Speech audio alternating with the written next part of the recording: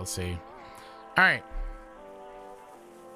let's go through our day one Crota loadouts. I've gone through and made every loadout that I need.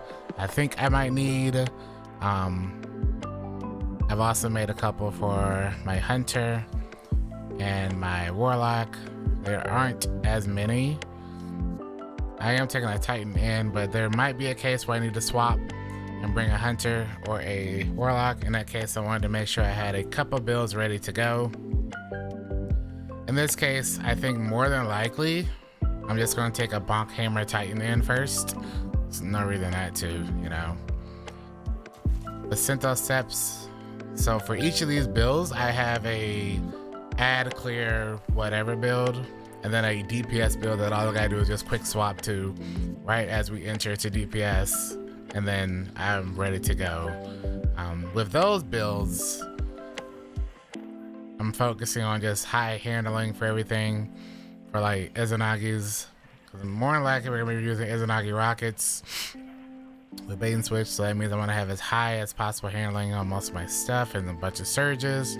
With 3 time dilations and 3 surges, I can have a 60-second 22% damage buff, so the entire damage phase I can have as much damage as necessary, especially because if Joe Garos's words are correct and the contest mode is going to be more difficult, we should be, I think, negative 25 below the encounter instead of in the past we've been negative 20.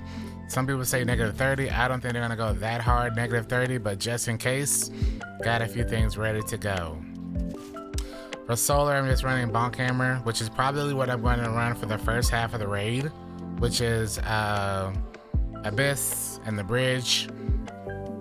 I don't plan on switching off of this until probably Crota, but I wanted to make sure I had a couple of choices. And then of course DPS. Chat and I kind of picked that ACD feedback fence might be the play in case something comes up where we're in a setting where we have to be all close together and we do not have the ability to deal with a lot of thrall chasing us or hitting us. ACD feedback fence will be pretty solid because you get hit, you send out a big shock wave to hit everyone around you and can clear out all the enemies around you and, you know, keep the entire team safe because we don't want people dying. The other choice that I think I'm gonna rock mostly is probably Void. I got a Void build going, which is basically Bubble, which is focusing on just debuffs and explosions and having as many debuffs up as possible and as many overshields up as possible. If the rumors, or if D1 has told us anything, is that the Swordbearer shield, when you pick up the Swordbearer shield, it has its own super bar.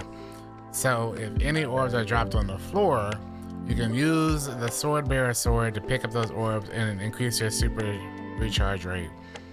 So my thinking, which it might not be true, my thinking is I can pop a bubble with Crestify Falupi, I can make more orbs for the Swordbearer, and that will give them their thing faster. I also think the bubble is going to be pretty useful. It might not be, but my thinking is going to be pretty useful.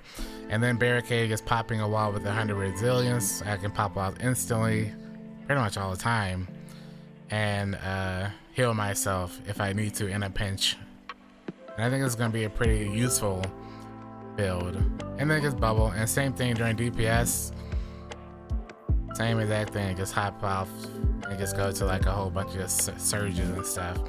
But having a build for ad clear and a build for DPS, I think both separately are very important.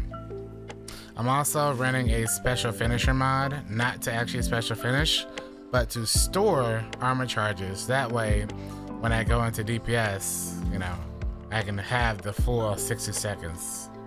So don't have to rely on a wells, you know, say you die or something, you lose that buff. So I have it, so I think it's gonna be a little bit easier. So I got Void, and then Solar. I also have Strand, which is probably the other thing I'm thinking I might run if like there's a whole bunch of ads and we think that we are getting overran and Solar is not working.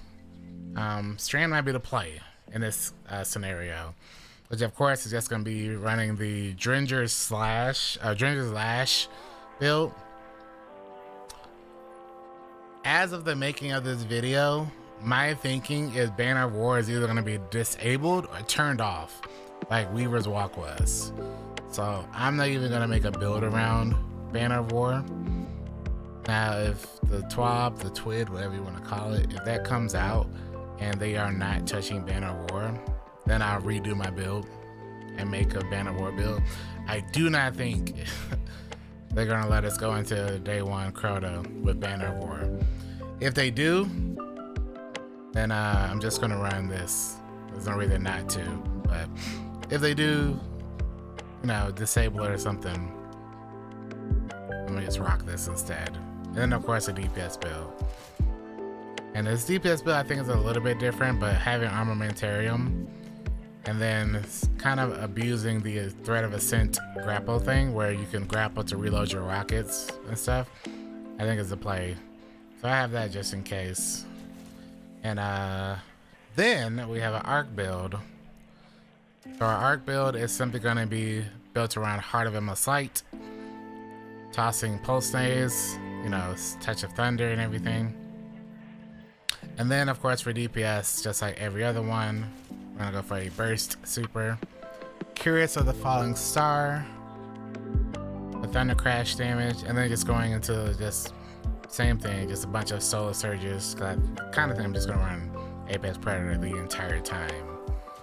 And then I think the last thing I have are just a couple of, what do you call them? I guess you would call it like ammo builds, where all you're doing is just putting this on simply to either make special or heavy for your team, and just picking up as much ammo as possible, probably after a damage phase. You know, take a few seconds to pick up all your heavy real quick, pick up all your special, so you can get back to DPSing soon. I decided to make one for Solar and Void, 'cause I think 99% of the time I'm gonna just be on Solar or Void, so I only made 2 builds around those 2 things.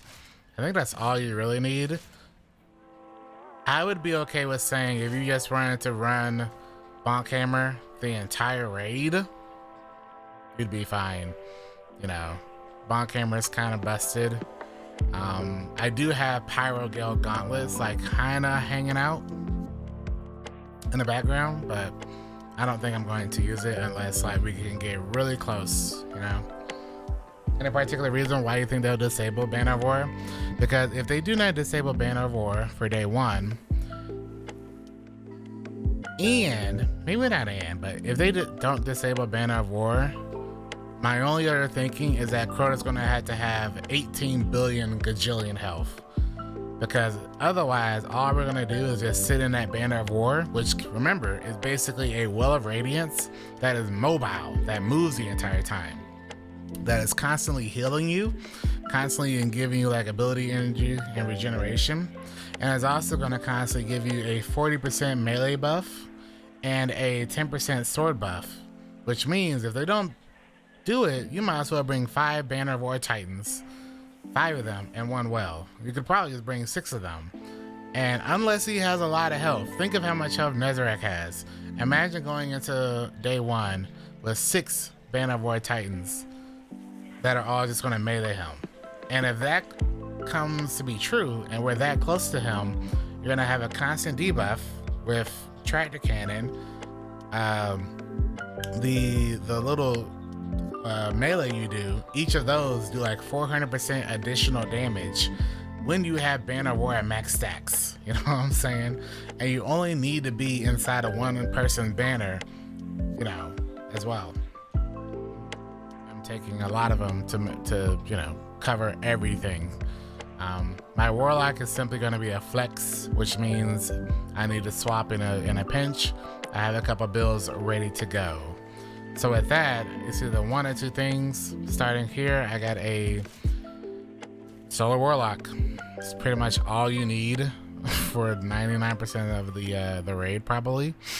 So I'm just gonna bring a Solar Warlock, and then for DPS, I'm just gonna bring Solar Warlock. But of course, I'm gonna swap out for Ophidian, so I have the Izzy rocket swaps be cleaner and faster and all that stuff. It's probably not a big deal, but you know, surges and dilation, all the more traditional stuff, like always. And then the other thing, in case I think I need to swap early, is a strand lock, just for, you know, Broodweaver and for the Threadling, Needlestorm stuff, and Wanderer, Mind Spun, all the stuff that just lets you like suspend everything infinitely with Eye of Another World, because you know how much I love this build. And then for DPS, same thing, just, you know, swapping to this.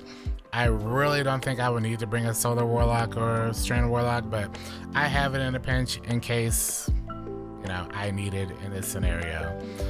But again, this is not expected, but I wanted to make sure I had something on this character in case I need to swap. So if you yourself are bringing a Warlock, I would highly recommend just bringing a Sunbracer Warlock and Verity's Brow, because I'm pretty sure during DPS there'll be like some boomers up there, so you could probably use it to get your death throws up, or like the Sword Bearer down there or something. But all you need is a Solar Warlock, you'd be fine the entire raid. But if you like Strand is also really good. So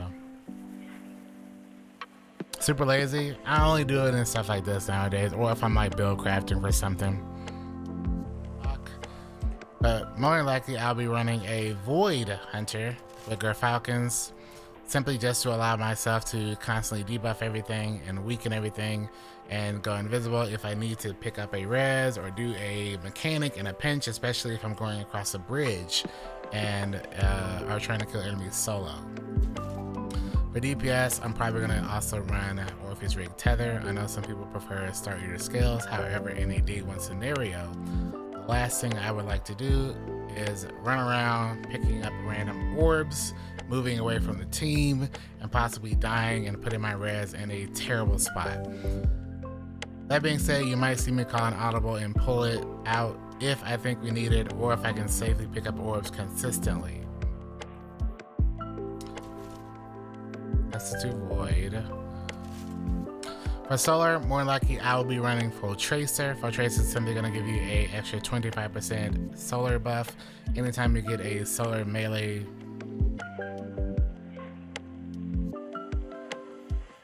For Solar Hunter, more likely you'll see me be running Full Tracer with Blade Barrage. This allows me to get a free 25% damage bonus anytime I toss my melees at a target and squish them, which will allow me to freely and safely get extra damage to kill stuff or be in the middle of a damage phase and do as much damage as possible after a Blade Barrage. I highly doubt that I will use this, but I wanted to have this in case I need to swap. More than likely on my hunter I'll be running Void. If you were to bring one class though, you probably should be. If it was up to me, I would say bring a Void Hunter. Void Hunter is the easiest and safest pick for Crota. You can go invisible, pick up all your friends, do any mechanics, or if you're the Sword Bearer, Void Hunter is probably going to be the safest choice. I think that's all I need. So that's the build. Those are the ones that I'm bringing in. Hopefully these builds you can take for yourself, and hopefully they help you out in the day one raid. Thank you so much for watching this video.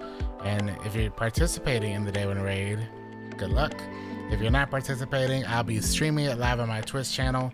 Feel free to come through. If you watch for 2 hours, you'll get a new emblem as well for free. So there's no reason not to watch. So thank you so much for watching this video, and I will see you in Crota.